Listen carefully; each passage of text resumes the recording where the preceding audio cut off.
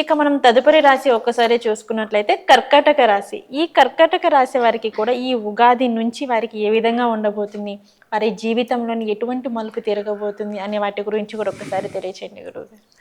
కర్కాటక రాశి అంటే ఇక్కడ పునరసు నక్షత్రం 4వ పాదం, పుష్యమి నక్షత్రం 1, 2, 3, 4 పాదాలు, అలాగే ఆశ్లేష నక్షత్రం 1, 2, 3, 4 ఈ నక్షత్ర పాదాల్లో జన్మించిన వాళ్ళందరినీ కూడా మనం కర్కాటక రాశి జాతకులు అని అంటాం.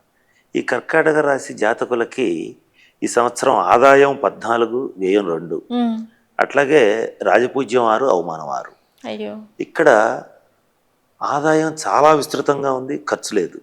కాబట్టి వీళ్ళు అసలు చాలా సంతోషించవచ్చు. అసలు ఖర్చే లేదు. మరి అంతే కదా, 14 రూపాయలు వస్తే 2 రూపాయలు ఖర్చు అవుతుంది. అవునవును, అసలు వీళ్ళకి 14 రూపాయలు వచ్చినా కానీ 1 రూపాయి కూడా ఖర్చు లేదండి. అంతే కదా, దాదాపుగా వీళ్ళకి ఖర్చు లేనట్టే లెక్క. కనుక వీళ్ళు ఈ సంవత్సరం పొదుపు చేయగలుగుతారు, గతంలో చేసినటువంటి రుణాలు తీర్చగలుగుతారు. అలాగే కొత్తగా వీళ్ళు ఏదైనా చేయాలనుకున్నా కూడా చక్కగా చేతి నిండా డబ్బులు ఉండే అవకాశం ఉంది కర్కాటక రాశి వాళ్ళకి. ఆ ధనపరంగా మాత్రం అదృష్టవంతులే, ఇందులో ఇబ్బంది లేదు. ఒకవేళ అంతగా డబ్బులు రొటేషన్లో లేవనుకోండి, రుణం కోసం ప్రయత్నం చేస్తే రుణమైనా వస్తుంది. ఏ రకంగా అయినా సరే డబ్బుకు లోటు ఉండదు.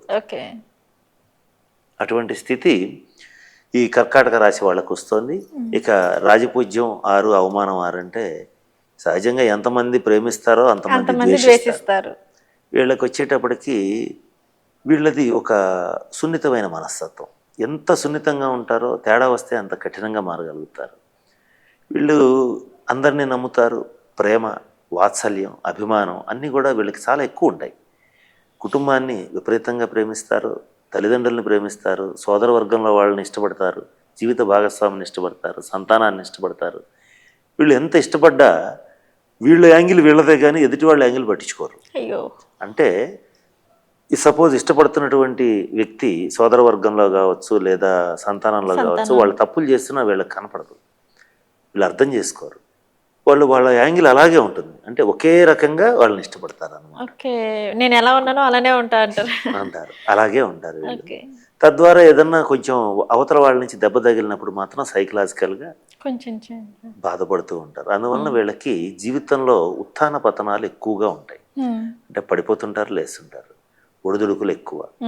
15 రోజులు శుక్లపక్షం, 15 రోజులు కృష్ణపక్షం. అంటే సగం చీకటి, సగం వెలుతురు. వెలుతురులో ఉన్నప్పుడు చాలా సంతోషపడిపోతారు చిన్నపిల్లలు, మళ్ళీ బాధపడిపోతుంటారు. ఇటువంటివన్నింటినీ వీళ్ళు ప్రత్యేకంగా ప్రాక్టీస్తో వీళ్ళు అదుపు చేసుకోవాలి. అంటే ఎమోషన్స్ని బ్యాలెన్స్ చేసుకోవాలి ఈ సంవత్సరం ముఖ్యంగా.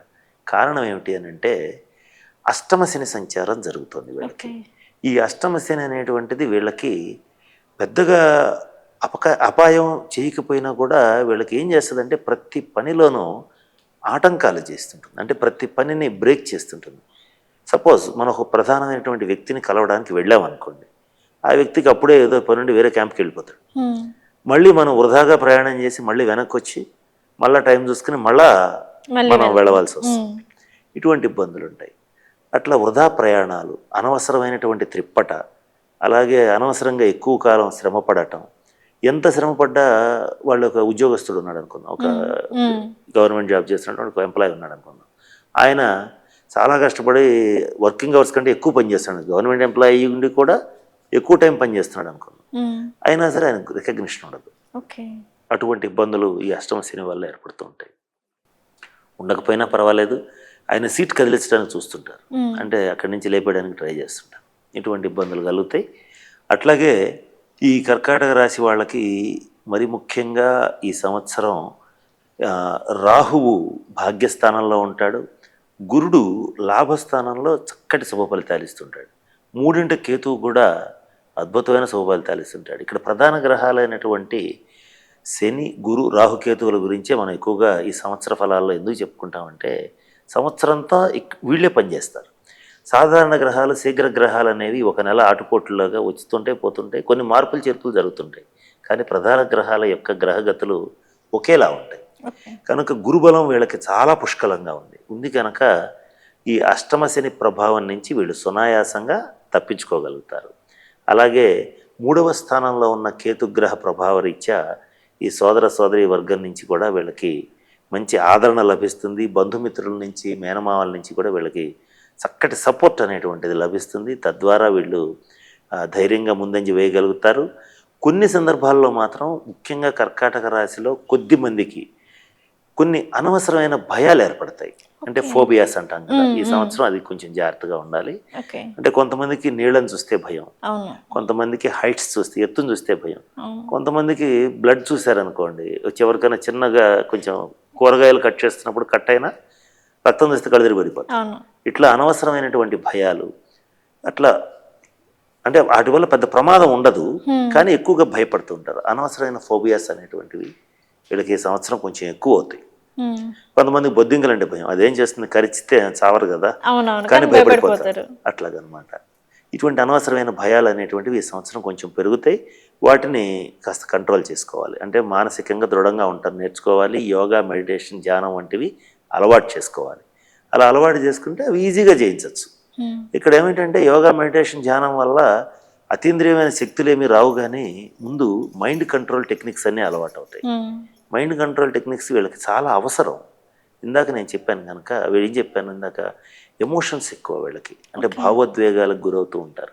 ఈ సంవత్సరం భావోద్వేగాలను కనుక వీళ్ళు అదుపు చేసుకోగలిగితే అత్యున్నతమైనటువంటి స్థానానికి ఈ సంవత్సరం కర్కాటక రాశి వాళ్ళు వెళతారని చెప్పటంలో ఏ మాత్రం సందేహం లేదు. కాబట్టి వీళ్ళు ఈ సంవత్సరం చేయాల్సింది ఏంటంటే యోగా, మెడిటేషన్, ధ్యానం ఇష్టం ఉన్నా ఇష్టం లేకపోయినా ఖచ్చితంగా అలవాటు చేసుకోండి.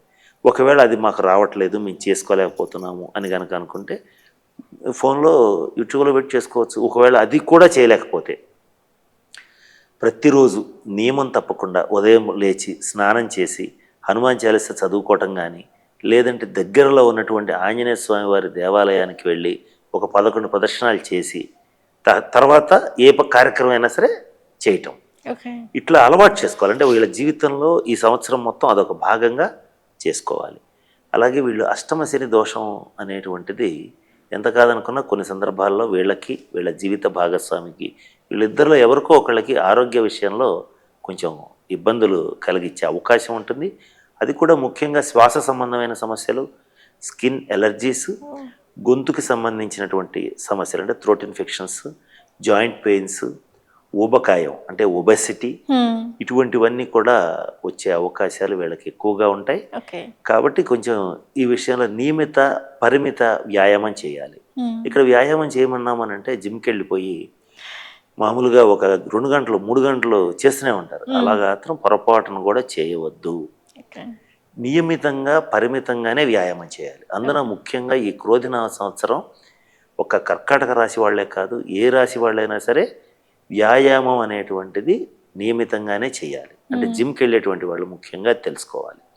అలాగే వీళ్ళు వెళ్తుంటారు విహారయాత్రలకి, వినోదయాత్రలకి చాలా ఇష్టంగా వెళ్తూ ఉంటారు.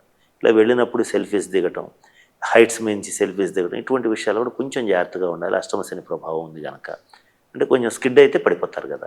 వాహనాల విషయంలో కూడా కొంచెం జాగ్రత్తగా ఉంటాం అనేటువంటి చెప్పదగిన సూచన.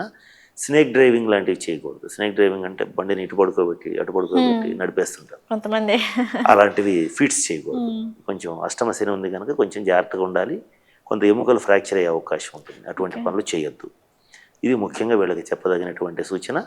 ఇకపోతే కర్కాటక రాశి వాళ్ళ రాజకీయ నాయకుల విషయానికి వచ్చేటప్పటికి అద్భుతంగా ఉంది. ఎవరైనా సరే కర్కాటక రాశి రాజకీయ నాయకులు ఉంటే వాళ్ళు ఆల్మోస్ట్ ఆల్ 90% కర్కాటక రాశి రాజకీయ నాయకులు గెలిచే అవకాశాలు పుష్కలంగా గోచరిస్తున్నాయి. ఇక పెద్ద పెద్ద కాంట్రాక్ట్స్ చేసేటువంటి వాళ్ళకి, పెద్ద పెద్ద ఇండస్ట్రీస్ నడిపేటువంటి వాళ్ళకి అద్భుతమైన శుభ ఫలితాలు ఉన్నాయి. గురువు యొక్క అనుగ్రహం చాలా బాగుంది. ఫైనాన్షియల్గా అద్భుతమైనటువంటి మంచి ఫలితాలు వీళ్ళకి లభిస్తాయి. విద్యార్థులకి విద్యాయోగం చాలా బాగుంది. డెఫినెట్గా ఫస్ట్ ర్యాంక్ వస్తుంది. కొంచెం కష్టపడితే వాళ్ళు ఎంత ఫస్ట్ ర్యాంక్ అయినా వెళ్తారంటే వాళ్ళ college first, class first, college first, school first, university first, ఎంతైనా వాళ్ళ వాళ్ళ వ్యక్తిగత జాతక రీత్యా ఎంత బలంగా ఉందో అంత బలంగా వెళ్ళడానికి మంచి అవకాశం ఉంది. ఈ సంవత్సరం అనుకూలంగా ఉంది. నిరుద్యోగులకి డెఫినెట్గా ఉద్యోగం వస్తుంది, ఇదైతే కన్ఫామ్. ఇక సాఫ్ట్వేర్ రంగంలో ఉండేటువంటి వాళ్ళకి మాత్రం బాగోలేదు. వీళ్ళు మాత్రం తప్పనిసరిగా శనికి సంబంధించినటువంటి శాంతి పరిహార క్రియలు జరిపించుకోవాలి. అలాగే రాహువు కూడా కొన్ని అంశాల్లో, ముఖ్యంగా విదేశాల్లో నివసించేటువంటి కర్కాటక రాశి వాళ్ళు వాళ్ళ ఉద్యోగ విషయంలో కొంచెం జాగ్రత్తగా ఉండటం మంచిది. శని రాహులకి సంబంధించినటువంటి శాంతి పరిహార క్రియల్ని జరిపించుకోవాలి. ఇక కర్కాటక రాశి వాళ్ళకి ఈ సంవత్సరం కలిసి వచ్చేటువంటి రంగులు పసుపు రంగు, తెలుపు రంగు, ఎరుపు రంగు బాగా కలిసి వస్తుంది. వీళ్ళు పూజించవలసినటువంటి దైవం లక్ష్మీదేవిని పూజించాలి లేదా లలిత అమ్మవారిని పూజించాలి. ఒకవేళ పూజించలేకపోయారు, లేచి చక్కగా స్నానం చేసి శ్రీమాత్రే నమః అని ఒక 11 సార్లు అనుకున్నా కూడా వీళ్ళకి అద్భుతమైన శక్తి వస్తుంది. కారణం ఏంటంటే ఈ రాశే కాస్మిక్ ఎనర్జీ ఎక్కువగా ఉన్నటువంటి రాశి. వీళ్ళు గనక దైవాన్ని ఆరాధించడం మొదలు పెడితే దైవం కనపడుతుంది వీళ్ళకి. అంటే అంత శక్తి ఉంటుంది వీళ్ళకి. కరెక్ట్గా చేయగలగాలి వీళ్ళు. ప్రాపర్గా చేయగలిగితే వీళ్ళకి అద్భుతమైన శుభ ఫలితాలు ఉంటాయి. ఏది ఆధ్యాత్మిక పరంగా అత్యున్నతమైన స్థితికి వెళ్ళగలుగుతారు. అట్లాగే ఇక టీవీ సినిమా రంగాల్లో ఉండేటువంటి వాళ్ళకి కూడా చాలా బాగుంది. కర్కాటక రాశి గాయకులు ఉన్నారనుకోండి, వాళ్ళు పాడితే ఈ సంవత్సరం చాలా మధురంగా ఉంటుంది. వాళ్ళ పాటలన్నీ కూడా బాగా హిట్ అవుతాయి. అలాగే రచయితలు, టెక్నీషియన్స్ వీళ్ళందరికీ కూడా బాగుంది. మీడియా రంగంలో ఉండే వాళ్ళకి కూడా అద్భుతమైనటువంటి శుభ ఫలితాలు ఉన్నాయి. ఏది ఏమైనప్పటికీ కూడా కర్కాటక రాశి వాళ్ళకి 80 to 90% ఎక్కువ శాతం శుభ ఫలితాలు గోచరిస్తున్నాయి. కొద్దిపాటి ఇబ్బందులలో ఈ అష్టమ శని ప్రభావంతో వస్తాయి కనుక దానికి సంబంధించినటువంటి శాంతి పరిహార క్రియలు జరిపించుకునేటట్లయితే వ్యక్తిగత జాతక రీత్యా చాలా మంచిది. ఇది చేసేటట్లయితే ఈ సంవత్సరం వీళ్ళు ఒక చరిత్రని తిరగరాస్తారని చెప్పడంలో సందేహం లేదు.